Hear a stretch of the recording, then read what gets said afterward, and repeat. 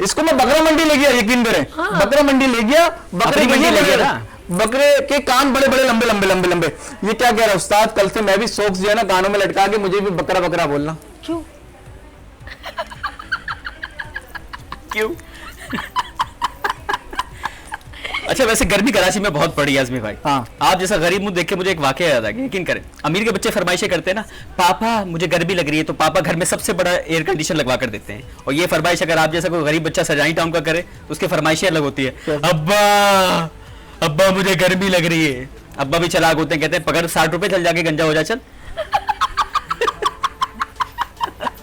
वाह, पंखे की हवा, कुदरत। माशाल्लाह आपके बाल ऐसे खड़े हैं, ऐसा लग रहा है झाड़ियों में से निकल के बाहर आए हैं।